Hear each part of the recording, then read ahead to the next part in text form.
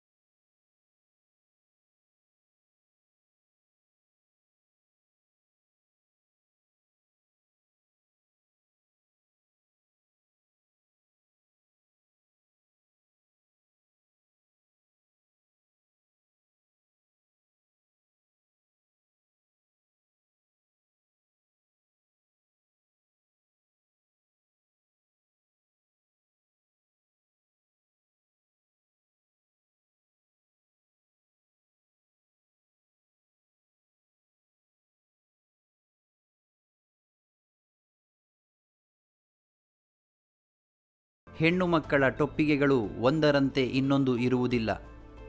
ಸಿಕ್ಕಿಸಿದ ಪುಚ್ಚವಾದರೂ ಬೇರೆ ಬಗೆಯದಾಗಿರುತ್ತದೆ. ಅಲ್ಲಿಯ ಹೆಣ್ಣು ಮಕ್ಕಳು ಒಬ್ಬರಂತೆ ಇನ್ನೊಬ್ಬಳು ಇರುವುದಿಲ್ಲ. ಅವರ ಟೊಪ್ಪಿಗೆಗಳೂ ಹಾಗೆಯೇ ಎಂದು ಲೇಖಕರು ದಾಖಲಿಸಿದ್ದಾರೆ.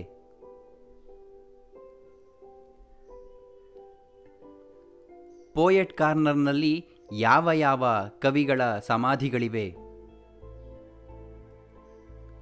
ಪೋಯೆಟ್ಸ್ ಕಾರ್ನರ್ನಲ್ಲಿ ಸ್ವಲ್ಪ ದಿನಗಳ ಮುಂಚೆ ತೀರಿಕೊಂಡ ಕಿಪ್ಲಿಂಗ್ ಕವಿಯ ಸಮಾಧಿಯಲ್ಲದೆ ಈ ಮೊದಲು ಗತಿಸಿದ್ದ ಹಾರ್ಡಿ, ಮ್ಯಾಕಾಲೆ, ಜಾನ್ಸನ್, ಗೋಲ್ಡ್ಸ್ಮಿತ್, ಡ್ರೈಡನ್, ವರ್ಡ್ಸ್ವರ್ತ್ ಮುಂತಾದ ಕವಿಗಳ ಸಮಾಧಿಗಳಿವೆ.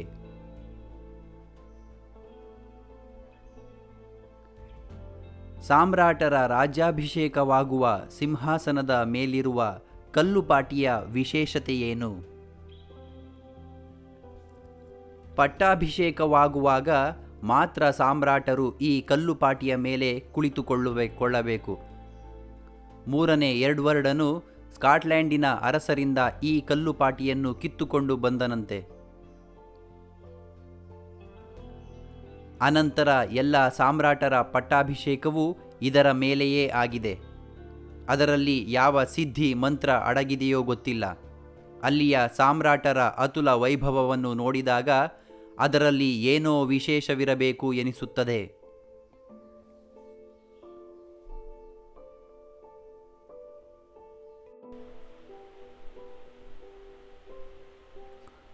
ಕೊಟ್ಟಿರುವ ಪ್ರಶ್ನೆಗಳಿಗೆ 8-10 ವಾಕ್ಯಗಳಲ್ಲಿ ಉತ್ತರಿಸಿರಿ.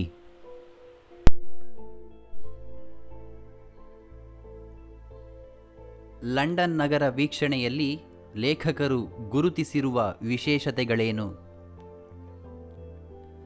ಲಂಡನ್ ನಗರದಲ್ಲಿ ವಾಹನಗಳ ಸುಗಮ ಸಂಚಾರಕ್ಕಾಗಿ ಮಾಡಿರುವ ವ್ಯವಸ್ಥೆಯನ್ನು ಲೇಖಕರು ಮೊಟ್ಟಮೊದಲು ಗುರುತಿಸಿದ್ದಾರೆ. ಅಲ್ಲಿ ಭೂಗರ್ಭದೊಳಗೆ ಹಳಿಗಳನ್ನು ಜೋಡಿಸಿ ಎಲೆಕ್ಟ್ರಿಕ್ ಗಾಡಿಗಳನ್ನು ಓಡಿಸಲು ನಿಲ್ದಾಣಗಳನ್ನು, ಹತ್ತಿ ಇಳಿಯಲು ಎಸ್ಕಲೇಟರ್ಗಳನ್ನು ನಿರ್ಮಿಸಿಕೊಂಡಿದ್ದಾರೆ ಎಂಬುದನ್ನು ಲೇಖಕರು ಕಂಡುಕೊಂಡರು. ಸ್ಟೇಷನರಿ ಅಂಗಡಿಯಲ್ಲಿ ಎಲ್ಲ ಬೆಲೆಯ ಸಕಲ ವಸ್ತುಗಳನ್ನು ದೊರಕುವುದು ಎಂಬುದನ್ನು ನೋಡಿದರು. ಪ್ರಸಿದ್ಧರಾದ ದುಬಾರಿಯ ಸ್ಯಾವ್ಯೋಯ್ ಸಿಂಪಿಗಳು ಮತ್ತು ಸಾಮಾನ್ಯ ದರದ 50 ಶೀಲಿಂಗಿನ ಸಿಂಪಿಗಳು ಇರುವುದನ್ನು ಅರಿತರು.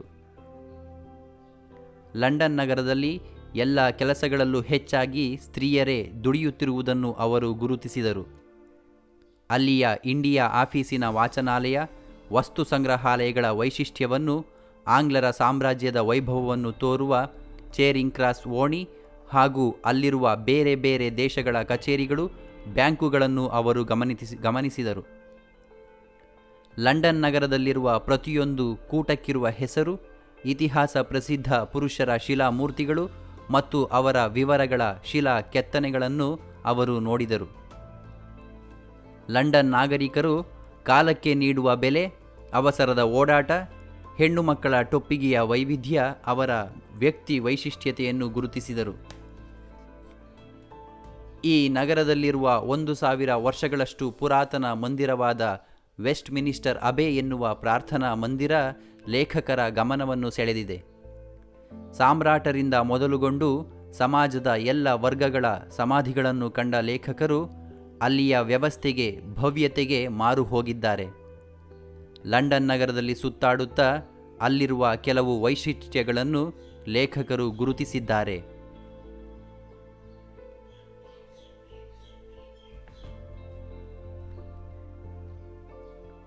ವೆಸ್ಟ್ ಮಿನಿಸ್ಟರ್ ಅಬೆ ಪ್ರಾರ್ಥನಾ ಮಂದಿರ ಒಂದು ವಿಶೇಷ ಸ್ಮಾರಕ, ವಿವರಿಸಿ.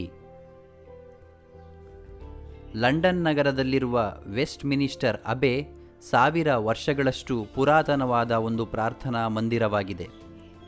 ಕೆಲವು ಭಾಗಗಳನ್ನು ದುರಸ್ತಿ ಮಾಡಿದ್ದರೂ ಮಂದಿರವು ಅಚ್ಚಳಿಯದಂತೆ ಉಳಿದುಕೊಂಡಿದೆ. ಅದು ಪ್ರಾರ್ಥನಾ ಮಂದಿರ ಮಾತ್ರವಾಗಿರದೆ ಸತ್ತವರ ಸ್ಮಾರಕವೂ ಆಗಿದೆ. ಈ ಬಗೆಯ ಮಂದಿರ ವಿಶ್ವದಲ್ಲಿ ಬೇರೆಲ್ಲಿಯೂ ಇರಲಾರದು ಎನಿಸುವಂತಿದೆ. ಈ ಮಂದಿರದ ಬಗೆಗೆ ಬ್ಯೂಮಾಂಟ್ ಎಂಬ ಕವಿ ಹಾಡಿದ್ದಾರೆ. ಗೋಲ್ಡ್ಸ್ಮಿತ್ ಮತ್ತು ಎಡಿಸನ್ ಎನ್ನುವ ಪ್ರಸಿದ್ಧ ಸಾಹಿತಿಗಳು ನಿಬಂಧಗಳನ್ನು ಬರೆದಿದ್ದಾರೆ. ಕಟ್ಟಡ ಭವ್ಯವಾಗಿದೆ. ಒಳಗೆ ಪ್ರಾರ್ಥನಾ ಮಂದಿರವಿದೆ. ಒಳಗೆ ನಡುವೆ ಇರುವ ಸಣ್ಣ ಹಾದಿಯ ಎಡಬಲಗಳಲ್ಲಿ ರಾಜಕಾರಣಿಗಳ ಶಿಲಾಮೂರ್ತಿಗಳಿವೆ. ಪಾದ್ರಿಯ ಆಸನ ಉತ್ತಮ ಕೆತ್ತನೆಯೊಂದಿಗೆ ಬಂಗಾರದ ಬಣ್ಣವನ್ನು ಹೊಂದಿದೆ. ಪೋಯೆಟ್ಸ್ ಕಾರ್ನರ್ ಅಂದರೆ ಕವಿಗಳ ಮೂಲೆ ಎನ್ನುವಲ್ಲಿ ಕಿಪ್ಲಿಂಗ್, ಹಾರ್ಡಿ, ಮೆಕಾಲೆ, ಜಾನ್ಸನ್, ಗೋಲ್ಡ್ಸ್ಮಿತ್, ಡ್ರೈಡನ್ ಮೊದಲಾದ ಸುಪ್ರಸಿದ್ಧ ಕವಿಗಳ ಸಮಾಧಿಗಳಿವೆ. ಪ್ರತಿಯೊಬ್ಬರ ಸಮಾಧಿಯ ಮೇಲೂ ಕಲ್ಲುಗಳನ್ನು ಇರಿಸಲಾಗಿದೆ. ಅವುಗಳಲ್ಲಿ ಚಿಕ್ಕ ಅಕ್ಷರಗಳಲ್ಲಿ ಅವರವರ ವಿವರಗಳನ್ನು ಕೊರೆಯಲಾಗಿದೆ. ಯಾರ ಕಣ್ಣಿಗೂ ಬೀಳದ ಮೂಲೆಯಲ್ಲಿ ಸುಪ್ರಸಿದ್ಧ ಕವಿ ವರ್ಡ್ಸ್ವರ್ತನ ಸಮಾಧಿ ಮತ್ತು ಮೂರ್ತಿಗಳಿವೆ. ಕವಿಗಳ ಮೂಲೆಯ ಹತ್ತಿರದಲ್ಲಿಯೇ ವೈಜ್ಞಾನಿಕರ ಮೂಲೆ ಇದೆ. ನ್ಯೂಟನ್ನನ ದೊಡ್ಡ ಶಿಲಾಮೂರ್ತಿ ಅಲ್ಲಿದೆ. ಡಾರ್ವಿನ್, ಹರ್ಷಲ್ ಮೊದಲಾದವರ ಸಮಾಧಿಗಳೂ ಅಲ್ಲಿವೆ. ಅಲ್ಲದೆ ಸಮೀಪದಲ್ಲಿಯೇ ವ್ಯಾಪಾರಿಗಳು, ವಾಸ್ತುಶಿಲ್ಪಿಗಳು, ಸರದಾರರು, ಸೇನಾಪತಿಗಳು ಮುಂತಾದವರ ಸಮಾಧಿಗಳಿವೆ. ಮಡಿದ ರಾಜರಿಗಾಗಿಯೇ ವಿಶಿಷ್ಟ ಸ್ಥಾನ ಕಲ್ಪಿಸಿರುವ ವಿಭಾಗವೇ ರಾಜವಿಭಾಗ. ಇಲ್ಲಿ ರಿಚರ್ಡ್, ಅರ್ಲ್ ಆಫ್ ಸ್ಟಾಫೋರ್ಡ್, ರಾಣಿ ಎಲಿಜಬೆತ್, 1ನೆಯ ಜೇಮ್ಸ್ ಮುಂತಾದ ಅರಸು ಅರಸಿಯರ ಸಮಾಧಿಗಳಿವೆ. ಗೋರಿಗಳ ಮೇಲೆ ಆಯಾ ವ್ಯಕ್ತಿಯು ಮಲಗಿಕೊಂಡಿರುವಂತೆ ಮೂರ್ತಿಯನ್ನು ಕೆತ್ತಲಾಗಿದೆ. ಎಲ್ಲವೂ ಬಂಗಾರದ ಬಣ್ಣದಲ್ಲಿದೆ. ಅಲ್ಲಿಂದ ಮುಂದೆ ಅರಸರ ಪ್ರಾರ್ಥನಾ ಮಂದಿರವಿದೆ. ಅದರ ಹಿಂದೆ 7ನೆಯ ಹೆನ್ರಿಯ ಗೋರಿ ಭವ್ಯವಾಗಿದೆ. ವೆಸ್ಟ್ ಮಿನಿಸ್ಟರ್ ಅಬೆ ಮಂದಿರದ ಒಂದು ಭಾಗದಲ್ಲಿ ಸಾಮ್ರಾಟರ ಪಟ್ಟಾಭಿಷೇಕಕ್ಕೆ ಬಳಸುವ ಸಿಂಹಾಸನವಿದೆ. ಅದರ ಮೇಲೆ ಒಂದು ಕಲ್ಲು ಪಾಟಿಯನ್ನು ಇರಿಸುತ್ತಾರೆ. ಪಟ್ಟಾಭಿಷೇಕವಾಗುವಾಗ ಸಾಮ್ರಾಟರು ಆ ಕಲ್ಲಿನ ಮೇಲೆಯೇ ಕುಳಿತುಕೊಳ್ಳಬೇಕೆಂಬ ಸಂಪ್ರದಾಯವಿದೆ. ಎಲ್ಲ ಸಾಮ್ರಾಟರ ಅಭಿಷೇಕವೂ ಈ ಕಲ್ಲಿನ ಮೇಲೆಯೇ ಆಗಿದೆ. ವೆಸ್ಟ್ ಮಿನಿಸ್ಟರ್ ಅಬೆಯು ಕವಿಗಳು, ರಾಜಕಾರಣಿಗಳು, ವಿಜ್ಞಾನಿಗಳು, ಜನಸಾಮಾನ್ಯರು, ಸಾಮ್ರಾಟರು ಮೊದಲಾದವರ ಅಂತಿಮ ನೆಲೆಯಾಗಿರುವುದರೊಂದಿಗೆ ಸಾಮ್ರಾಟರ ಅಧಿಕಾರ ಗ್ರಹಣದ ಮೊದಲ ಮನೆಯಾಗಿಯೂ ಹೆಸರು ಗಳಿಸಿದೆ.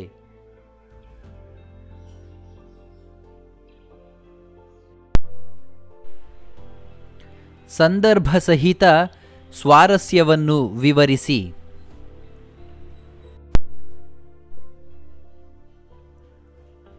ನಿಮ್ಮ ದೇಶದ ಗೌರವವನ್ನು ಕಾಯಿರಿ, ಇದು ದೊಡ್ಡದಾದ ರಾಷ್ಟ್ರ. ವಿಕ್ರು ಗೋಕಾಕ್ ಅವರ ಪ್ರವಾಸ ಕಥನ ಲಂಡನ್ ನಗರದಿಂದ ಈ ವಾಕ್ಯವನ್ನು ಉದ್ಧರಿಸಲಾಗಿದೆ. ಲೇಖಕರು ಲಂಡನ್ ನಗರದ ವೈಶಿಷ್ಟ್ಯವನ್ನು ವಿವರಿಸುವಾಗ ಈ ನಗರದ ಕೂಟಗಳ ಬಗ್ಗೆ ವಿವರವನ್ನು ನೀಡುತ್ತಾರೆ. ಅಲ್ಲಿರುವ ಪ್ರತಿಯೊಂದು ಕೂಟಕ್ಕೂ ಒಂದು ಹೆಸರು, ಆ ಹೆಸರಿಗೆ ಕಾರಣವಾದ ಪ್ರಸಿದ್ಧ ವ್ಯಕ್ತಿಯ ಶಿಲಾಮೂರ್ತಿ, ಅದರ ಕೆಳಗೆ ಅವನ ಬದುಕಿಗೆ ಸಂಬಂಧಿಸಿದ ಮಹತ್ವದ ವಿವರಗಳನ್ನು ಕೆತ್ತಿರುವುದನ್ನು ಹೇಳುತ್ತಾ ಬೀದಿ ಬೀದಿಯ ಮೂಲೆ ಮೂಲೆಗಳಲ್ಲಿ ಇತಿಹಾಸ ಪುರುಷರು, ದೇಶಕ್ಕಾಗಿ ದುಡಿದವರು ನಿಂತುಕೊಂಡು ನಿಮ್ಮ ದೇಶದ ಗೌರವವನ್ನು ಕಾಯಿರಿ, ಇದು ದೊಡ್ಡ ರಾಷ್ಟ್ರ ಎಂದು ಕೈ ಎತ್ತಿ ನುಡಿಯುತ್ತಿರುವಂತಿದೆ ಎಂದಿದ್ದಾರೆ. ಲೇಖಕರು ಲಂಡನ್ ನಗರಕ್ಕೆ ಹೋಗಿದ್ದಾಗ ಆ ಸಂದರ್ಭದಲ್ಲಿ ಬ್ರಿಟಿಷ್ ಸಾಮ್ರಾಜ್ಯ ವಿಶ್ವವ್ಯಾಪಿಯಾಗಿತ್ತು. ಸೂರ್ಯ ಮುಳುಗದ ಸಾಮ್ರಾಜ್ಯವೆಂಬ ಹೆಸರು ಪಡೆದಿತ್ತು. ಹೀಗಾಗಿ ಅಲ್ಲಿದ್ದ ಪ್ರಸಿದ್ಧ ಪುರುಷರ ಮೂರ್ತಿಗಳು ದೇಶದ ಪ್ರಜೆಗಳಿಗೆ ರಾಷ್ಟ್ರದ ಹಿರಿಮೆಯನ್ನು, ಗೌರವವನ್ನು ಉಳಿಸಿ ಬೆಳೆಸಲು ಪ್ರೇರೇಪಿಸುತ್ತಿರುವಂತೆ ಲೇಖಕರಿಗೆ ಈ ಮೂಲಕ ತೋರಿದೆ.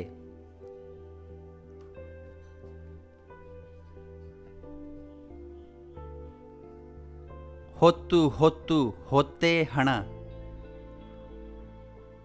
ವಿಕ್ರು ಗೋಕಾಕ್ ಅವರ ಪ್ರವಾಸ ಕಥನ ಲಂಡನ್ ನಗರ ಪಾಠದಲ್ಲಿ ಈ ವಾಕ್ಯವಿದೆ. ಲಂಡನ್ ನಗರದ ಜನರ ಅವಸರದ ಓಡಾಟವನ್ನು ನೋಡಿದ ಲೇಖಕರಿಗೆ ಹೀಗೆ ಅಭಿಪ್ರಾಯಪಡುತ್ತಾರೆ. ಅಲ್ಲಿಯ ಜನ ಬಿಡುವಿಲ್ಲದೆ ದುಡಿಯುವವರು, ಕಾಲದ ಬೆಲೆಯನ್ನು ಅರಿತವರು, ಸಮಯ ಪರಿಪಾಲಕರು. ಸುಮ್ಮನೆ ಸೋಮಾರಿಗಳಾಗಿ ಕಾಲ ಕಳೆಯುವವರಲ್ಲ. ಪ್ರತಿ ನಿಮಿಷಕ್ಕೂ ಮೌಲ್ಯವಿದೆ.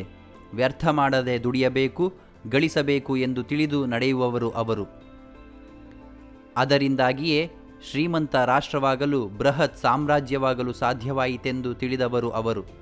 ಈ ಹೇಳಿಕೆಯನ್ನು ಅರಿತು ಅದರಂತೆ ನಡೆದಾಗ ಯಾವ ದೇಶವಾದರೂ ಅಭ್ಯುದಯ ಹೊಂದಲು ಸಾಧ್ಯವಾಗುತ್ತದೆ.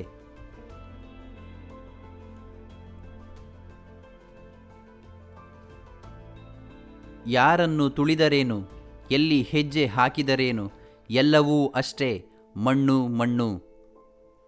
ವಿನಾಯಕ ಕೃಷ್ಣ ಗೋಕಾಕರ ಪ್ರವಾಸ ಕಥನದ ಒಂದು ಭಾಗವಾದ ಲಂಡನ್ ನಗರ ಪಾಠದಿಂದ ಈ ವಾಕ್ಯವನ್ನು ಆಯ್ದುಕೊಳ್ಳಲಾಗಿದೆ. ವಿಕ್ರು ಗೋಕಾಕರು ಲಂಡನ್ ನಗರದ ವೆಸ್ಟ್ ಮಿನಿಸ್ಟರ್ ಅಬೆ ಎನ್ನುವ ಪ್ರಾರ್ಥನಾ ಮಂದಿರವನ್ನು ಸಂದರ್ಶಿಸುತ್ತಾರೆ.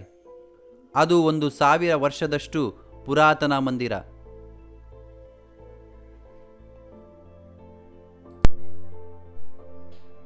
ಅದು ಸತ್ತವರ ಸ್ಮಾರಕವೂ ಹೌದು. ಆ ಮಂದಿರದಲ್ಲಿರುವ ಪೋಯೆಟ್ಸ್ ಕಾರ್ನರ್ ಅಥವಾ ಕವಿಗಳ ಮೂಲೆಗೆ ಭೇಟಿ ಕೊಟ್ಟಾಗ ಲೇಖಕರು ಹೀಗೆ ಉದ್ಗರಿಸಿದ್ದಾರೆ. ಅಲ್ಲಿ ಕಿಪ್ಲಿಂಗ್, ಹಾರ್ಡಿ, ಮೆಕಾಲೆ, ಜಾನ್ಸನ್, ಗೋಲ್ಡ್ಸ್ಮಿತ್, ಡ್ರೈಡನ್ ಮುಂತಾದ ಪ್ರಸಿದ್ಧ ಕವಿಗಳ ಸಮಾಧಿಗಳಿದ್ದವು.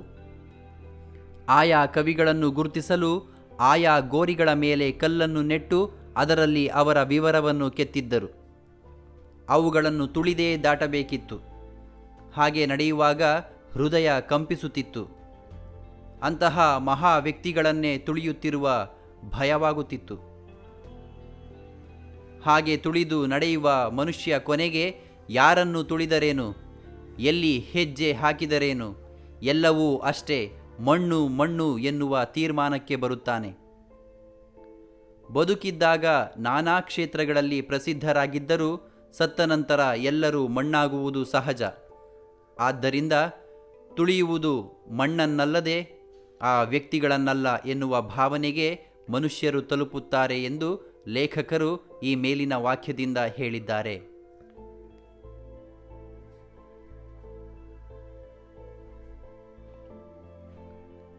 ಪ್ರವಾಸವು ಶಿಕ್ಷಣದ ಒಂದು ಭಾಗವಾಗಿದೆ. ವಿಕೃ ಗೋಕಾಕರ ಪ್ರವಾಸ ಕಥನ ಲಂಡನ್ ನಗರ ಪಾಠದಿಂದ ಈ ವಾಕ್ಯವನ್ನು ಎತ್ತಿಕೊಳ್ಳಲಾಗಿದೆ. ಲೇಖಕರು ಲಂಡನ್ ನಗರವನ್ನು ಸುತ್ತಿ ವಾಹನ ಸೌಕರ್ಯ, ಅಂಗಡಿಗಳು, ಕೆಲಸಗಾರರು, ಇಂಡಿಯಾ ಆಫೀಸು, ನಗರದ ಕೂಟಗಳು, ಸಮಯ ಪಾಲನೆ, ಟೊಪ್ಪಿಗೆಗಳು, ವೆಸ್ಟ್ಮಿನಿಸ್ಟರ್ ಅಬೆ ಎನ್ನುವ ಪ್ರಾರ್ಥನಾ ಮಂದಿರವನ್ನು ನೋಡಿ ಅವುಗಳನ್ನು ವರ್ಣಿಸುತ್ತಾರೆ. ಅವನ್ನೆಲ್ಲ ನೋಡಿದುದರಿಂದ ತನ್ನ ದೃಷ್ಟಿ ವಿಶಾಲವಾಯಿತು, ಮನಸ್ಸು ವಿಕಾಸವಾಯಿತು ಎನ್ನುತ್ತಾರೆ. ಆಗ ಅವರಿಗೆ ಬೇಕನ್ ಹೇಳಿದ ಮಾತು ಪ್ರವಾಸವು ಶಿಕ್ಷಣದ ಒಂದು ಭಾಗವಾಗಿದೆ ಎನ್ನುವುದು ನೆನಪಾಗುತ್ತದೆ. ಅದು ಅರ್ಥವತ್ತಾದ ಹೇಳಿಕೆ. ತಮಗೆ ಈಗ ಅದರ ಅನುಭವವಾಗಿದೆ ಎಂದುಕೊಳ್ಳುತ್ತಾ ಶೇಕ್ಸ್ಪಿಯರ್ನ ಮನೆ ಹಿಡಿದು ಇರುವ ತರುಣನ ಬುದ್ಧಿ ಮನೆಯ ಮಟ್ಟದ್ದೇ ಎನ್ನುವ ಮಾತನ್ನು ಸ್ಮರಿಸಿಕೊಳ್ಳುತ್ತಾರೆ. 4 ಗೋಡೆಗಳ ನಡುವಿನ ಪುಸ್ತಕಗಳ ಓದೇ ಶಿಕ್ಷಣವಲ್ಲ. ಲೋಕಾನುಭವ ಪಡೆಯಲು, ಜ್ಞಾನವನ್ನು ವಿಸ್ತರಿಸಿಕೊಳ್ಳಲು ದೇಶವನ್ನು ಸುತ್ತಬೇಕು. ಪ್ರದೇಶ ಪರಿಚಯದೊಂದಿಗೆ ಬಗೆ ಬಗೆಯ ಜನರ ಆಚಾರ, ವಿಚಾರ, ಆಹಾರ, ಉದ್ಯೋಗಗಳನ್ನು ಅರಿಯಬೇಕು. ಒಳಿತು ಕೆಡುಕುಗಳನ್ನು ಅರ್ಥ ಮಾಡಿಕೊಳ್ಳಬೇಕು. ಆದ್ದರಿಂದ ಪ್ರವಾಸವನ್ನು ಶಿಕ್ಷಣದ ಭಾಗವಾಗಿ ಸೇರಿಸಬೇಕು ಎನ್ನುವುದು ಈ ಮೇಲಿನ ವಾಕ್ಯದ ಅರ್ಥವಾಗಿದೆ.